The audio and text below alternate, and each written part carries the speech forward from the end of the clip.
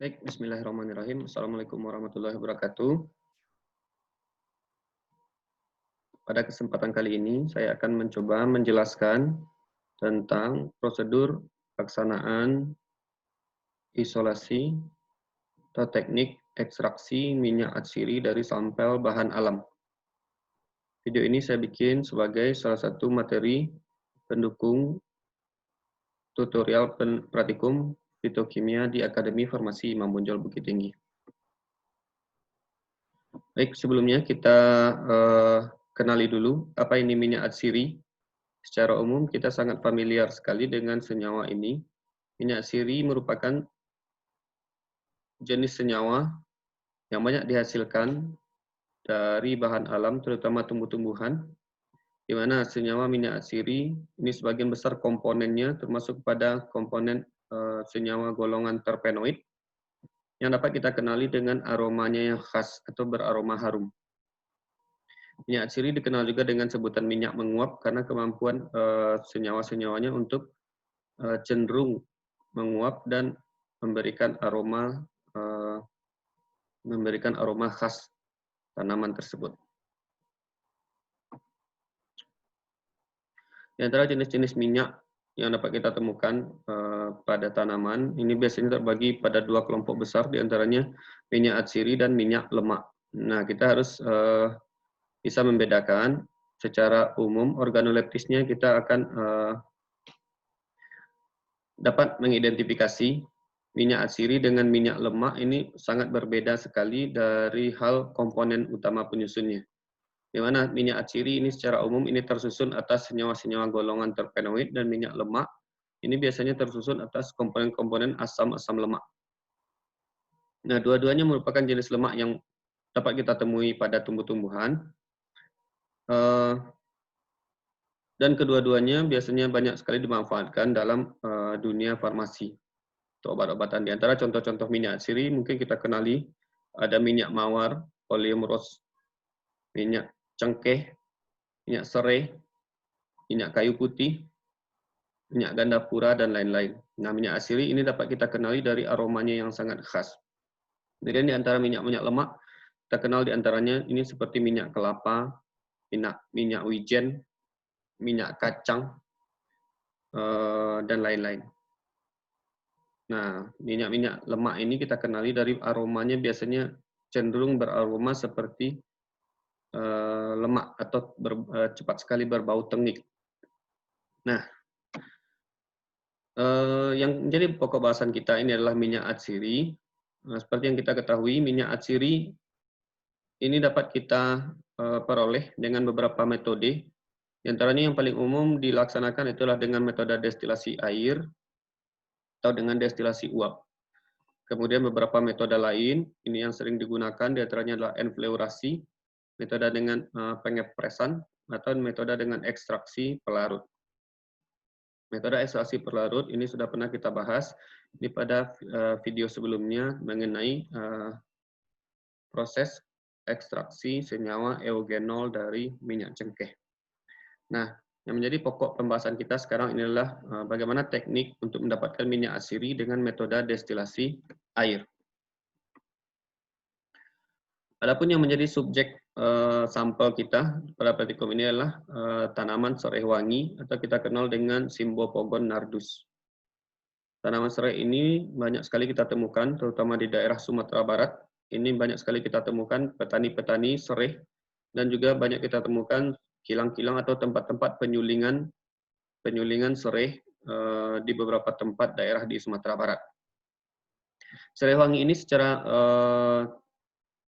morfologinya ini dapat kita kenali dari bentuknya daunnya yang sedikit lebih besar daripada serai biasa, dan kemudian batangnya berwarna merah, dan kemudian baunya harum dan cukup kuat dibandingkan dengan serai biasa. Artinya serai ini mengandung minyak atsiri dengan jumlah yang cukup banyak daripada serai biasa. Adapun minyak yang kita dapatkan dari tanaman ini dikenal dengan minyak serai, atau dalam perdagangan disebut dengan citronella oil atau minyak citronella. Nah, secara umum minyak sereh ini dijual sebagai salah satu bentuk sediaan farmasi atau sediaan obat-obatan. Di antaranya kegunaannya untuk meredakan nyeri, kemudian melegakan pernapasan, mengobati gigitan serangga, mencegah gigitan nyamuk, dan lain-lain. Nah, ini diantara beberapa fungsi minyak sereh di dalam perdagangan. Nah, metode yang akan kita gunakan untuk mendapatkan minyak sereh secara umum, ini yang digunakan adalah metodenya destilasi air. Metode destilasi air ini digunakan karena metode ini sangat gampang dan tidak begitu membutuhkan peralatan yang cukup besar dengan biaya yang juga lebih murah tentunya dibandingkan metode-metode yang lain. Secara umum kalau kita perhatikan di beberapa daerah-daerah penyuling minyak sereh, ini akan kita temukan kilang-kilang atau tempat-tempat penyulingan sereh sederhana ini yang dibuat dengan menggunakan drum atau alat-alat lain ini yang dimodifikasi secara sederhana. Secara prinsip ini dapat kita lihat teknik destilasi air. Ini prinsipnya hampir sama dengan destilasi biasa,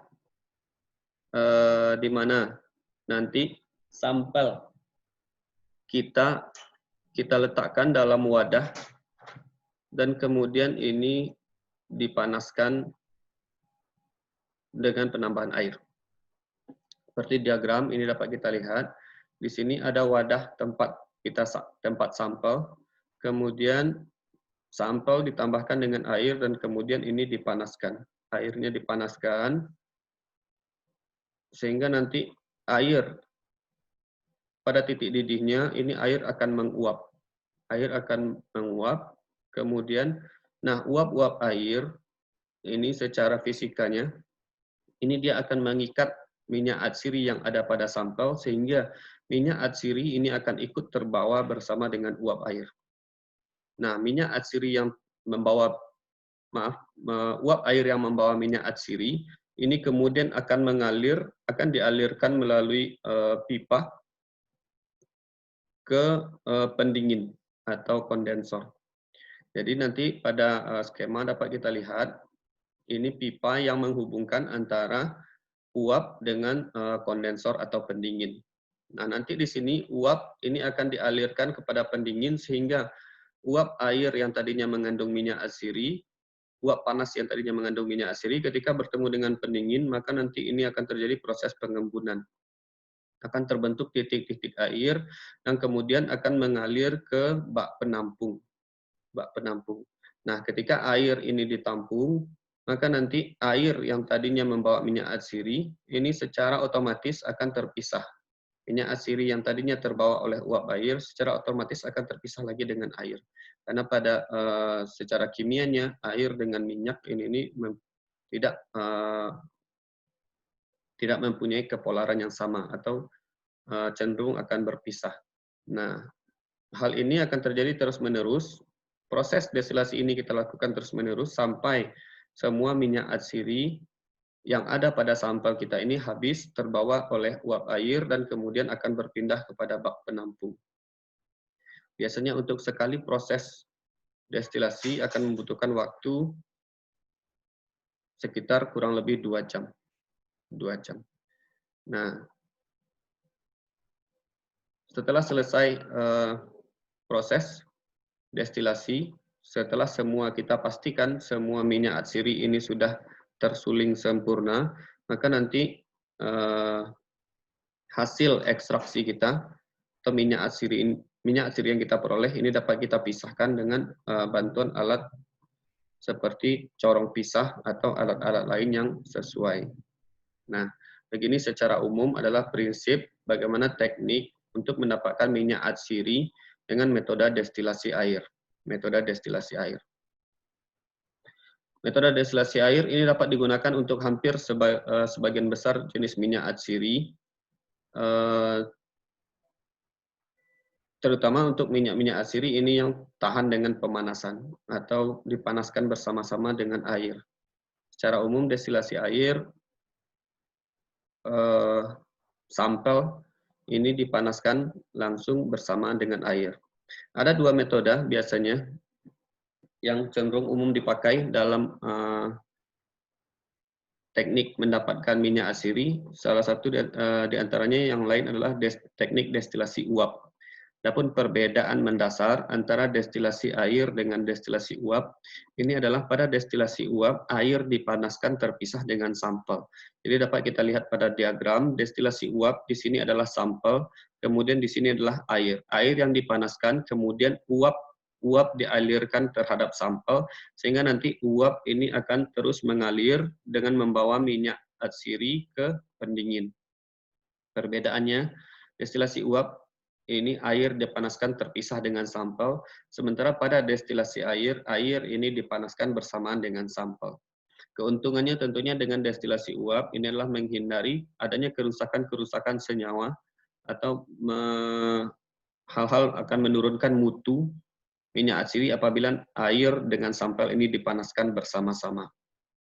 Nah, jadi tapi kekurangannya destilasi uap tentunya ini membutuhkan biaya ekstra untuk mendesain alat di mana air dengan sampel ini dipanaskan terpisah. Secara umum inilah prinsip perbedaan antara destilasi air dengan destilasi uap. Oke, pada praktek praktikum kita nanti kita akan lakukan proses destilasi air atau penyulingan sampel dengan metode destilasi air ini dengan skala yang kecil menggunakan alat-alat dari gelas. Alat yang kita gunakan pertama inilah labu sampel atau labu bulat, kemudian set suling minyak atsiri. Bentuk alatnya seperti ini kira-kira. Nah, nanti kemudian alat ini akan bentuk terpasangnya adalah seperti ini. Jadi di sini adalah nanti labu dengan sampel, di mana nanti sampel sereh kita ini sebanyak 500 gram, ini kemudian kita rajang, kemudian kita masukkan ke dalam labu, kemudian kita tambahkan aquades sebanyak kurang lebih 500 ml ke dalam labu. Nah, setelah sampel dengan air kita masukkan, kemudian kita pasangkan alat penyuling minyak atsiri dengan posisi seperti ini, di mana nanti di sini terlihat ini adalah kondensor atau pendingin. Di sini ada tabung air untuk pendingin atau kondensor, di mana di sini adalah selang untuk air masuk, dan di sini adalah selang untuk air keluar, sehingga nanti tabung ini akan penuh terisi dengan air. Nah, prosesnya seperti yang sudah kita bahas tadi, ketika sampel dengan air sudah kita masukkan ke dalam labu, nah kemudian ini labu ini akan kita panaskan dengan menggunakan lampu spiritus. Nah, setelah mendidih, kemudian nanti air ini akan mendidih, kemudian air menguap, di mana uap air ini akan membawa serta minyak atsiri, kemudian dialirkan melalui pipa kepada alat penyuling, dan di sini uap akan bertemu dengan kondensor, sehingga nanti uap ini akan mengembun. Nah, ketika nanti uap air sudah mengembun, kemudian ini akan tertampung kepada ini pipa penampung. Nah, nanti di sini ada klem untuk membuka dan menutup alat. Nanti di sini ketika air sudah tertampung di sini, maka air dengan minyak secara otomatis ini akan terpisah sesuai dengan BJ minyaknya. Nah, dalam hal ini ketika kita menyuling minyak sereh, maka BJ minyak sereh ini lebih ringan daripada air, sehingga nanti minyak akan berada di posisi atas dan air berada di posisi bawah. Nah, keuntungan pada alat ini, karena siklusnya adalah destilasi tertutup, maka nanti ketika airnya sudah penuh, bagian air atau lapisan bawahnya ini dapat kita alirkan kembali ke dalam labu, sehingga mencegah labu ini menjadi kering. Sehingga air di dalam labu ini tidak menjadi kering. Jadi nanti ketika airnya menguap, kemudian mengembun, di sini akan tertampung, destilat kita akan tertampung, di mana nanti minyak akan terpisah dan terkumpul di lapisan atas, sementara nanti air ini akan bisa kita alirkan lagi ke dalam. Sehingga proses ini dapat terjadi terus-menerus tanpa menyebabkan labu kita menjadi kering. Nah, proses ini akan kita lakukan destilasi selama kurang lebih 2 jam.